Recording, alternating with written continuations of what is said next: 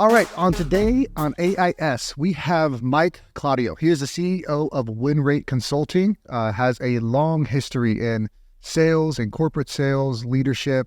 He's a father, and he is an awesome entrepreneur. So thank you, Mike, for taking the time to be on today, and I'm looking forward to our conversation. Yeah, man, no, I appreciate the invite. I appreciate the introduction from Nate. I'm excited to kind of initiate this, our first conversation together. And so Those tend to always be some of the best podcast interviews because there's no context, there's no background, there's nothing to really fall back on. So I'm excited about it. Yeah, same. I talked to many people about WinRate, about yourself. Everyone was like, man, you got to talk to Mike. Such a good company, such a good guy. It sounds like your core values really align with what I look for in another company and another man. And Nate's just a great dude. I think he's been on the podcast too, talking about Riverside Decks. Yeah, he's a good dude. He's it's cool to watch people really come to life too, like through the program. I don't coach Nate directly, but I've been, I've led many of the events he's been at through the organization and stuff like that. And, watching people really mature and grow and flourish and simplify their life is a big part of, what makes me enjoy doing this for as long as I've been doing it. Because coaching ain't easy. People think it's easy. It's definitely not easy. Yeah, and when I did my research on WinRate, it's not just sales training. It's not just sales process and iteration. It is full service coaching, mentorship, and you have the community side of it, which I think is one of the coolest parts about most of the coaching programs I look into is who's in this group and what table do I get to sit at, right? Because a lot of times these coaching groups are who's there, especially once you hit a certain level in business. It's about the people in the community and the resources that are shared. So give us a little bit about WinRate. It started as sales only. I first got into coaching. When I first started helping people, I didn't know the coaching world as an industry like I know it as now. It wasn't something that I really understood or knew or really grasped the whole world of it. I just liked helping people, and I had some success growing a remodeling company. I had some success growing a roofing company, both from a top employee position. I didn't own either of those companies, but I was one of the top employees, if not the top number 2 in the company. And I had a lot of success doing it. And a lot of people just kept asking me like what I was doing and how I was helping. And originally, like I was in charge of sales, marketing, and estimating was my, we'll say, core activities, maybe not my core skill sets, but core activities. When I first got into coaching, it was primarily sales coaching for contractors. And the more I got into it, the longer I did it. I've been doing it full time now for 5 years. The more people started asking other questions about their business or their leadership or their communication or their marriage or their fitness or their mindset. And I started realizing like some of the things I've done and learned by solving my own problems and shortcomings and issues has really brought a lot of value to people in a lot of different aspects. So like we're actually in the process right now of reviewing our mission statement to see if it is even still accurate to, or is it too narrow compared to what we actually do as a company now? And so we've been, I was coaching before I started charging for it. And then in 2018, we started, the company and I started taking on clients and, been doing it full time. And, we've coached almost, I believe the number is a little over 300 companies in the last 5 years. Awesome. And we help with everything, we help with every department, sales, marketing, operations, productions, finance, and then what I call the mindset department, which is where most CEOs probably need the most help. I think you can appreciate this, right? Like you probably know a lot of what you need to do, but sometimes getting the borrowed confidence or getting the confirmation that like this is actually the right decision can be what you need to actually take action on it aggressively. And when you don't know what it's supposed to look like after you take action, it's you can't see the trees amongst the forest is the term. And what we do is help people. No, that's hard, but keep going that way. That's right. Whereas opposed to like, a lot of people, take some action, make some initiative, make some progress, and they retract back because it gets uncomfortable. Well, what uncomfortable is wrong? What uncomfortable is right? I think is one of the biggest borrowed confidences things we bring people. Yeah, I can attest to that, the mindset side of things.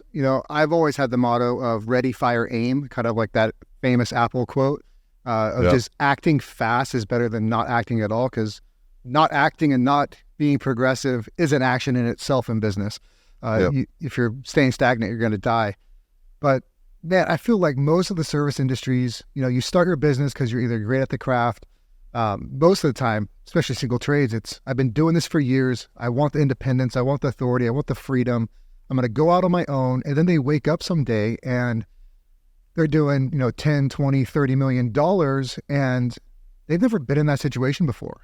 They've never had to make the decisions and the calls that they have to make.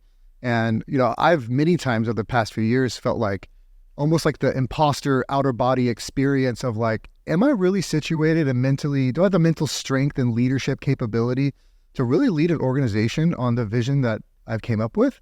And that's a very intrusive question. And I think coaches, right? People coming, eclectic group of coaches from multiple industries at multiple corporation sizes really helps you pick that fork in the road and double down on your decisions, because it can be very lonely at the top for entrepreneurs.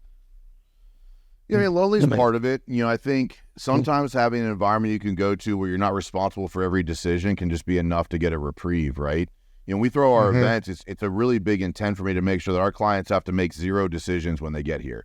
To the point where like we even when we take clients to dinner, like we have a shortened menu or it's just catered. Like people underestimate decision fatigue as a really widespread issue in the entrepreneurial community. And so sometimes it's just giving you the freedom to take a break from decisions that help you come to the right answer to begin with. And creating that open, free space for people to operate and function and have clarity was a big part of the groups and the events that we do and why we build them the way that we do. But ultimately, like, we don't sell a process or a system or a strategy. We sell experience. We sell mentorship. We sell, we'll be here for you when you need us. And I think for some people that works really well. And for some people it doesn't. Like we have a lot of prospects that are coming like, I want you to give me a documented process and you can't do that. Business is too different. What people want out of their business is too different.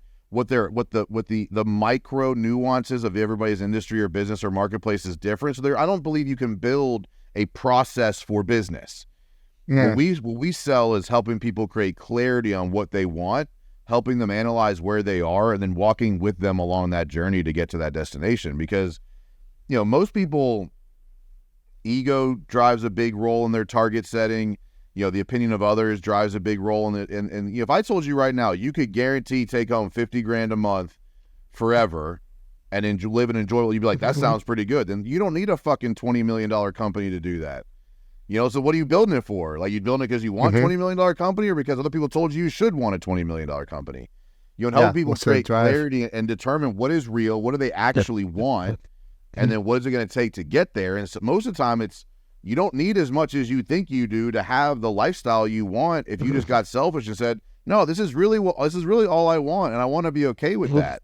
I'm like my ideal lifestyle, I need to take home 50, 60 grand a month, which is like a lot of money. I'm not minimizing that, but I don't need to build a $20 million company to do that. I can run a really profitable $6 million company, and do that. And I'm cool with that.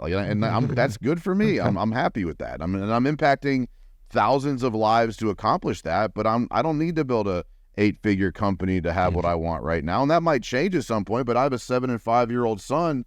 I don't want to be traveling for speaking all the time. I don't want to be going to events all the time. I don't want to be constantly on the grind, out and about, meeting with people all the time. I did that for years to build this. I want to be home with them now. We're homeschooling now. I want to be involved in that. I want to be around to help my wife with that. I want to be around just because I even just think the presence of a father figure in the home creates a different dynamic to the routine of the day. And that's more important to me right now than making $100,000 a month. And I think if more people just got really selfish with what they actually wanted, they probably wouldn't put themselves in that level of discomfort you just mentioned at that $20-30 million mark for just because. Well, I feel like that's almost what's expected, right? In a way. Mm-hmm. I think there are people that have clarity on, what type of lifestyle they're looking for and the means that would bring comfort and maybe some financial freedom to their life.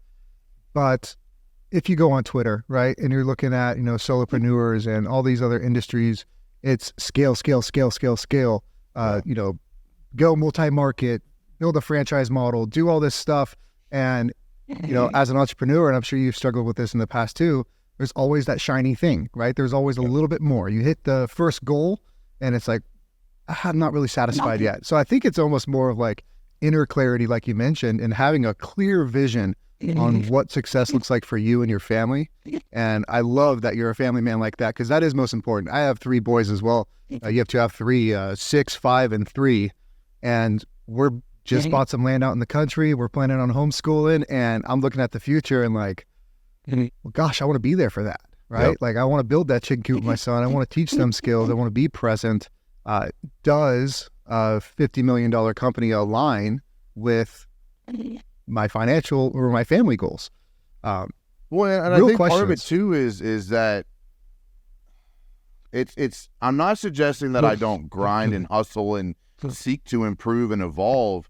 I just think there's other scoreboards in life that are more important than gross revenue, right? Because like, yeah, you might be able to get 50 million, but like at what sacrifice as a husband, or what sacrifice as a father, or what sacrifice in your fitness or your mental health or physical health, like in your habits, so like when I pivoted away from how big can I grow this company, I put the same amount of effort and the same amount of focus, same amount of discipline to do, how do I be the most present husband, the most present father that I can be? And I think people put most of their emphasis on one scoreboard, gross revenue, and there's a lot of other things you can put the same amount of discipline that does not have the same public recognition as the other ones, but for me is just a lot more important.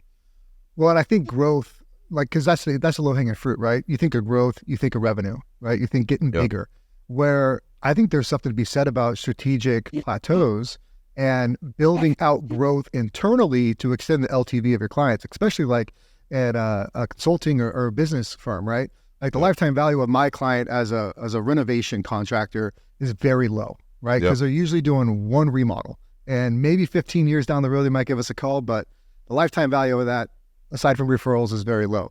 Whereas if you want to hit 8 million in revenue and you want to plateau there, and that's your comfort spot, and it's a good work-life balance, it's a good financial freedom number for you guys, then you can just hop in internally. And then how much more value can we give our clients to make them want to come back and stay with us and build community with us, which is a whole different growth factor that I think is more important than revenue. Because we can do 50 million, right? But if we are not giving the customer experience and the value to our clients, what's it all for? You're going to get it's for naught. Yeah, no, for sure. And I think that's been a big part of what I would say accelerated our growth is I've always put more money into retention than I have in acquisition. Like, because we are monthly reoccurring, and like our average client lifespan right now is 20 months. In an industry where like, 3 to 6 months is typically, like, it's huge. It is massive. Huge. And I don't take that for granted at all. We focus every event on getting better. We focus on every coaching call and how can we improve value. We look like I'm spending over 6 figures on an app right now to help solely with our client experience. Like, it is not monetizable. It is not for the public. It is strictly for our clients and their overall experience, because, it's really easy to scale a monthly reoccurring model when you have retention. When you don't, it is a freaking bear. And I'm not interested in hunting new people all the time. Like, I have clients I've been working with for over 3 years. Like I'm basically part of their company now. Like I've been working with them for so long. I would take that over having a new client every month, every day. And it's so much more enjoyable. Yeah. It's so much better. It's the value multiplies over time because you have such a better understanding of that person's ecosystem. The advice you give becomes more tactical and more specific. And I think it's been a huge part of why WinRate has grown is we have an incredibly high retention rate. And I feel like it has to be very fulfilling, right? To be in someone's business for as long, like 3 years, and just to see their personal development, see how their culture, their business is, getting healthier and healthier. It has to be super fulfilling. And so let's rewind here real quick. Your corporate background, you're at Verizon, you have corporate sales background. How does that translate into what you're doing now? What really made that spark happen to where I want to do this? WinRate. So when I got burnt out on corporate America, which is, so I fell into a remodeling company. I searched it out. But what really where the differential was like the professional communication level that was like a job requirement in corporate America became a wild competitive advantage in the home service space. Even something as simple as calling people back, responding to emails, communicating professionally, being on time, tucking your shirt in, like being clean shaved, at least trimmed up. you know, and what was a job requirement in one space became a giant competitive advantage. I still can't teach you how to construct a damn thing. I'm not a constructor. I'm very good at building business. And so I found a lot of success in this space because of, the amount of training I had at Verizon around differentiating a very consultative approach, a very high professionalism. I brought that into this space. And I believe the space has caught up a little bit to when I got into it like almost 10 years ago. But when I got into it 10 years ago, like the way I was using social media, the way that I was communicating with clients, the way that I was delivering a more professional overall, I'm not saying it wasn't there, but it's not, I believe it's more prevalent now than it was 10 years ago. And look, I sold $2.5 million in remodeling projects in my first year, and I couldn't tell you how to construct a damn thing.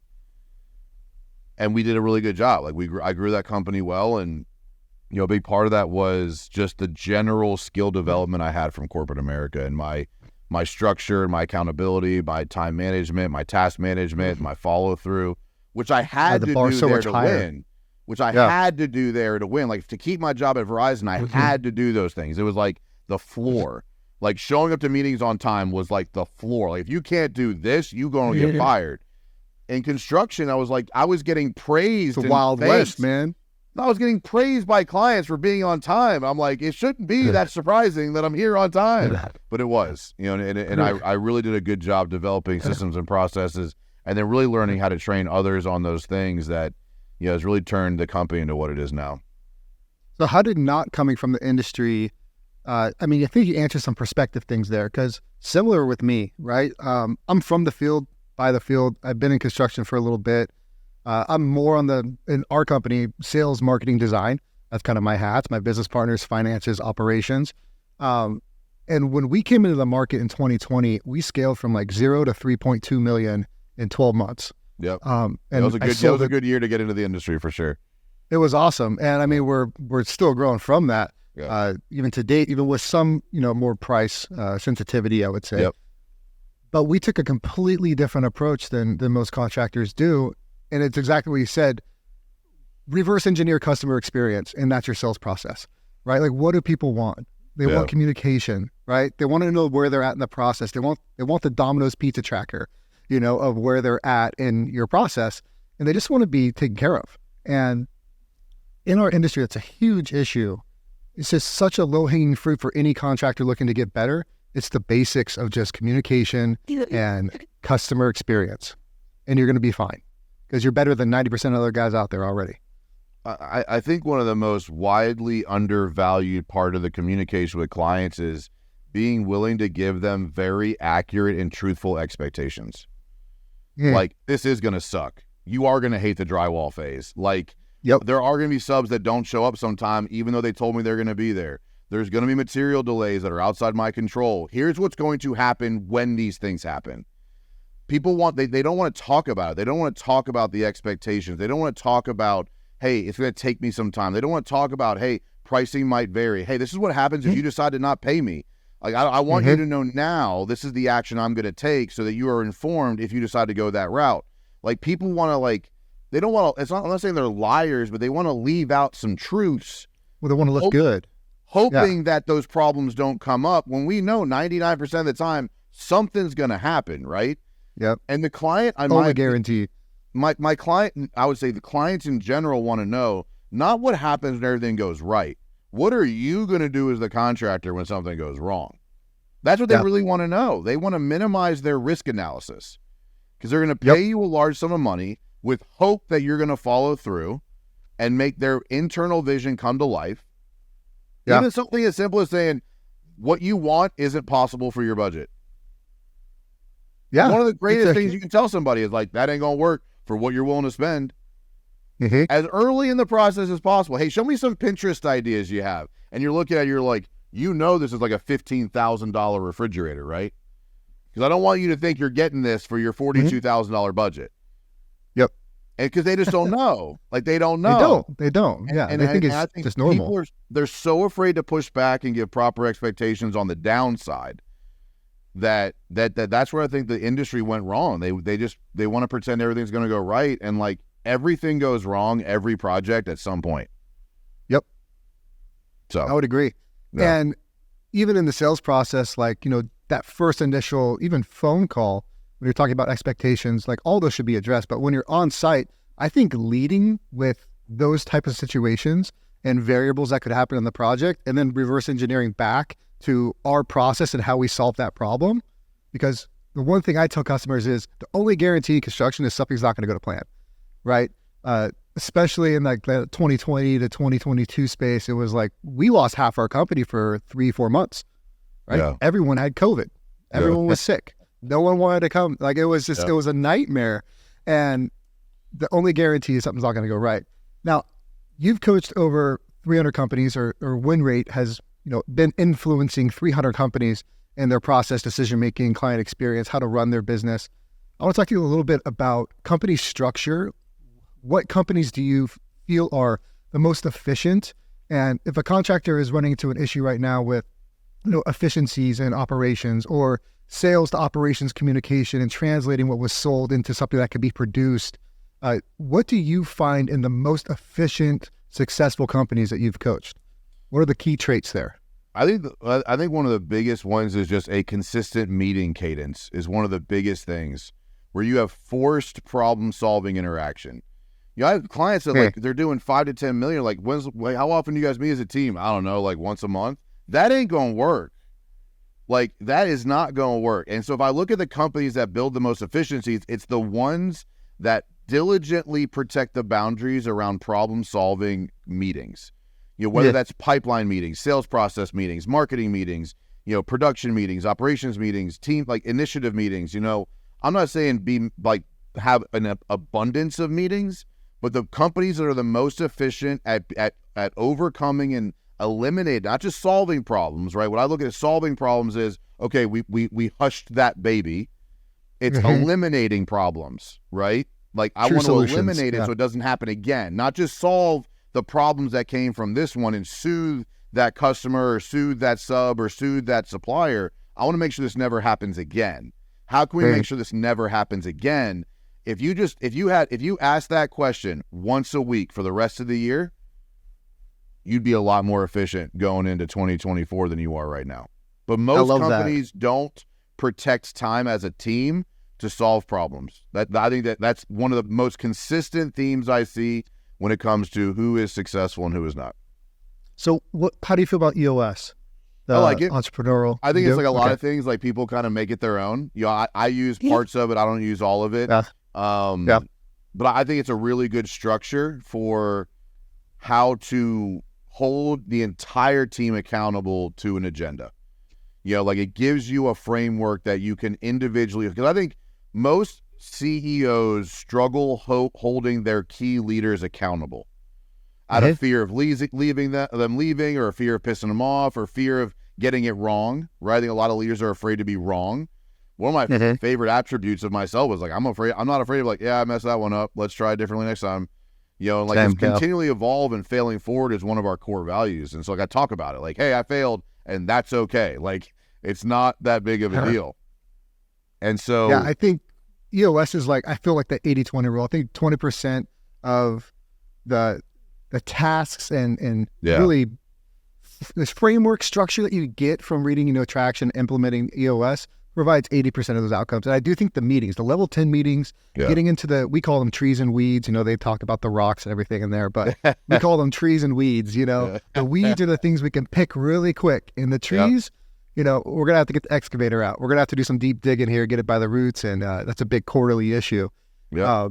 No, I like that. That's good. I agree though, man. The weekly meetings, and because when we first started, and obviously scaling as fast as we were trying to scale, there was process built out prior, right? We built out this process. We said, I think this could handle this much production capacity. And we put people in those hats, they have their deliverables, and we're off to the races, right? Now it's just a math equation on marketing to get as many leads as we can. We need to estimate ratio optimization and sell. Like that's what it is. It came down to a math equation.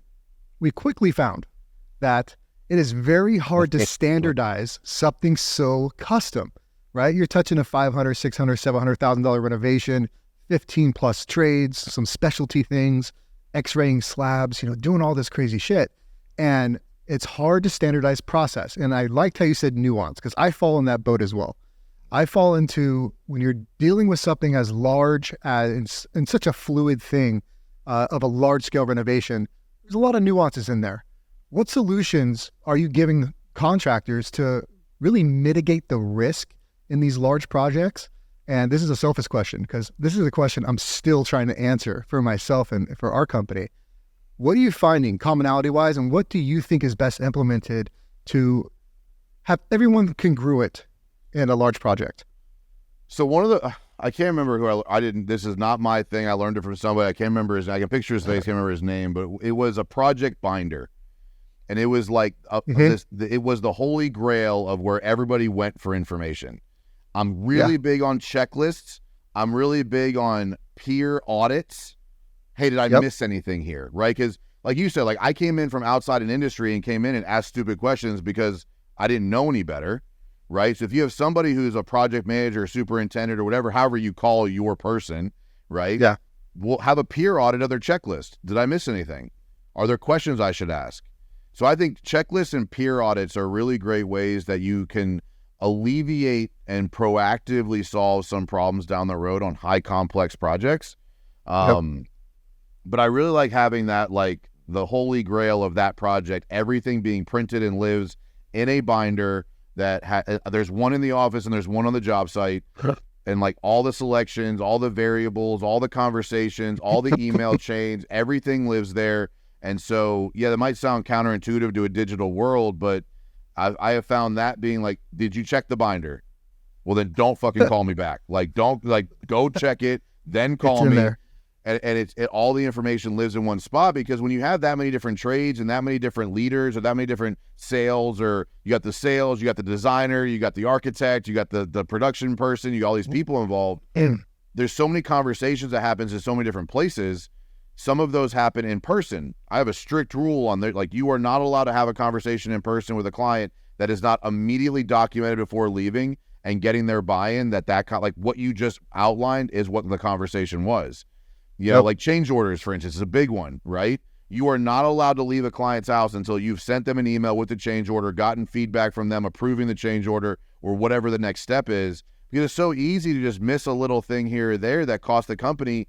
You know, you're not operating on 40% net profit, right? You can't afford to miss a $1,500 item.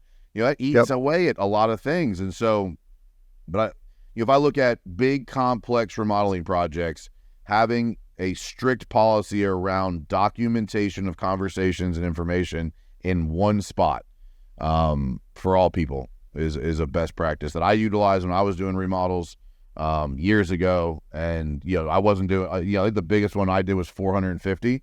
So like still complex, right? It was an addition, remodel, right? A lot of moving parts. Yeah, it was like a master suite addition plus kitchen remodel. You physically can't have more decisions made than in a master suite addition plus a kitchen. Like that's literally like all the decisions, right? It's like every possible finish and fixture was part of that process. And so, yeah, we had the master sheet, and I'll tell you, it came in handy with CYA around the clients. I didn't say that. Well, here's where you approved it, right? Here's where you said that's the color you wanted. All that stuff. Yeah. And so, you know, but I would say the biggest thing to your question on eliminating as much of that confusion and misses is having very clearly like checklists as part of the process, and then peer audits of the work before finalizing anything can be really big things that allow like if you have two project managers, one project manager does a checklist, the other person audits it to make sure that they're not missing anything, because they're not emotionally, they haven't been looking at those plans every day for 3 weeks. And like that ignorance of what's going on allows them to ask questions that maybe the person that was in it for so long wasn't asking themselves. Yeah, I would 100% agree. And we built something very similar. So we have like 4 layers of management between the customer and, let's say, myself or my business partner. And every single person, because our average job size is just under $250,000. What you just described is typically what we take on, right? We're doing a home edition with a master suite. We're doing a full kitchen edition, flooring, paint throughout the house, like a lot of moving parts. Yep. And we do everything off a drive. So we're a G Suite type company. We are uploading all of the sub bids into there. We're having an operational checklist that my business partner built out, which is like going to be incredible for our process and aligning design, interior designers that are in-house, architects, because one of the biggest pains in the ass, man, is when a homeowner goes out, gets a set of architectural plans, brings them in, gives them to us, we're bidding off plans, and then it goes to our designer, and then the homeowner all of a sudden wants all this stuff that is not included in the plans, and the estimated price of this project and the budgeting phase of this project gets shot out of the water by, all of these grandiose finishes and putting a skylight here and solar tubes here and all this other stuff. So I think it's a trial and error, and there's just so much that goes on into the contracting space that it's really business on hard mode, man. And I'm sure you guys got your handful with all these contractors calling you like, what do I do? Like, how do I fix this problem? Because there's just so many little weeds. The short that answer pop is up. I don't think most contractors are built to do the size work you guys are doing. And I think if most people just accepted that fact, they'd probably be more profitable. Right? Like running a multi 6-figure remodel company, like average project size, that is not for everyone. Like, it's just not. Like, most people would make more money averaging 80 to 120 grand a project and getting in, knocking it out quickly, building some very repeatable processes, building some very repeatable options, getting very diligent on who their ideal client is. I think more contractors would make more money at that price point than trying to chase $500,000 projects. Most are not built for that. Yeah. You're a businessman who happens to do construction. And if more contractors just accepted the fact they're not businessmen and can just go make really good money with a simpler process, I think more people would probably be happier too. Yeah, when we were reverse engineering our avatar, there's, the kitchen and bath space. Like, you look at Rebath, right? Simple scales, fancy fails type of, business model. Yep. And I was on the phone with, I'm not sure if you know Brian Gottlieb. He ran Tundra Land. He acquired renewal by Anderson out in Wisconsin. Awesome dude. Had a phone call with him yesterday. He's coming on the podcast pretty soon. And I was talking to him, and he was like, you know what? Like, I went through these evolutions in my business of, we're trying to do too much, right? We're not going to get to the end goal here by just trying to do too much. We need to niche this down. We need to make a simplified process, something that can be on repeat.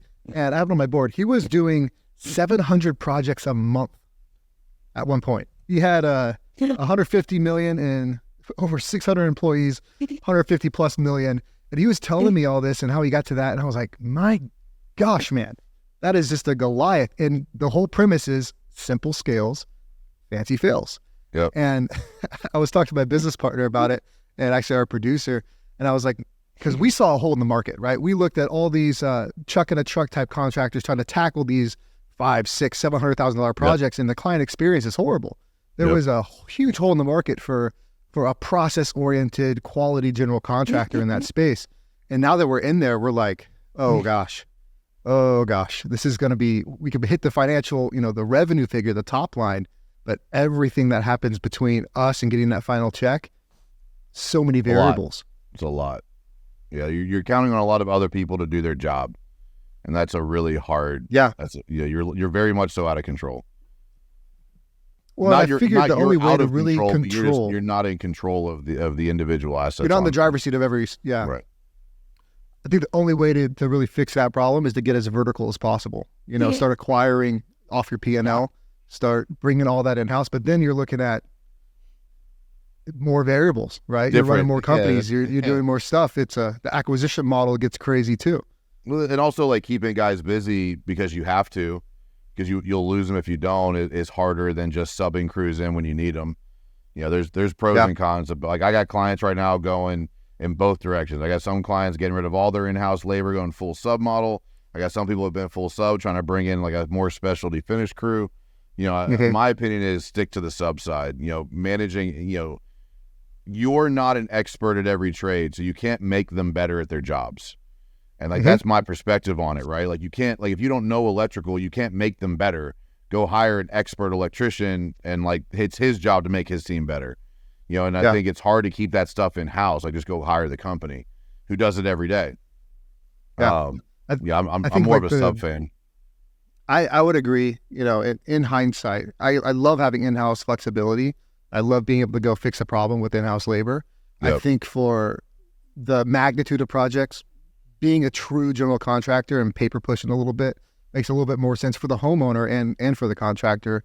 Like you said, there's some things that I can't hire a specialty, clad finish carpenter or stone or mason, because I might only have one of those projects a year or two of those projects a year, right? What else am I going to do with him? He doesn't know framing. He doesn't know drywall. He doesn't know flooring or paint.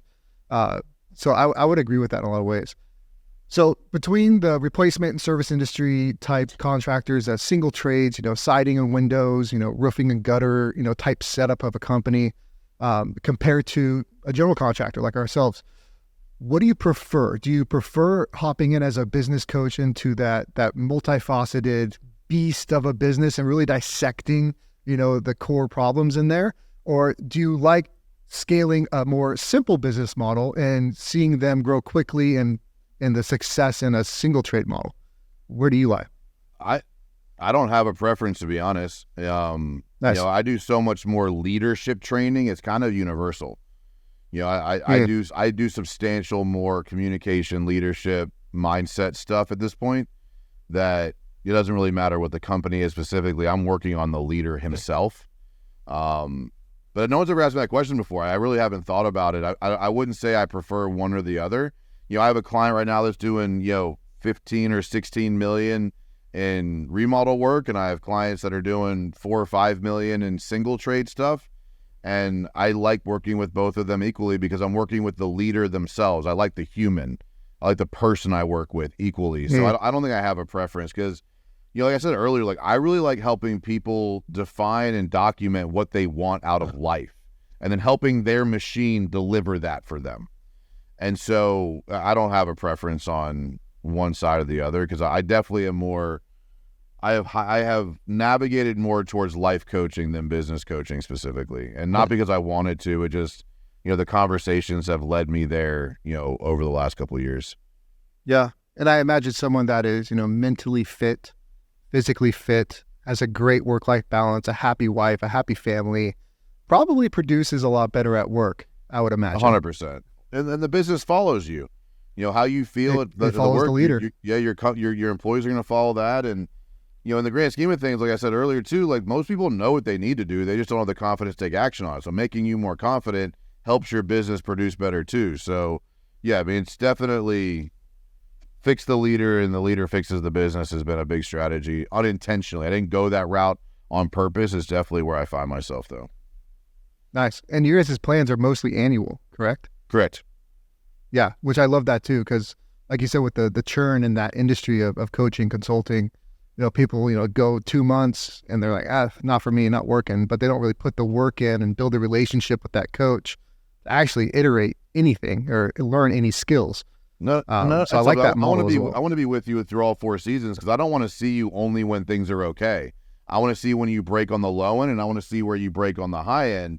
Because seeing when things are just comfortable, in January, February, doesn't really help me understand what's going on inside your company.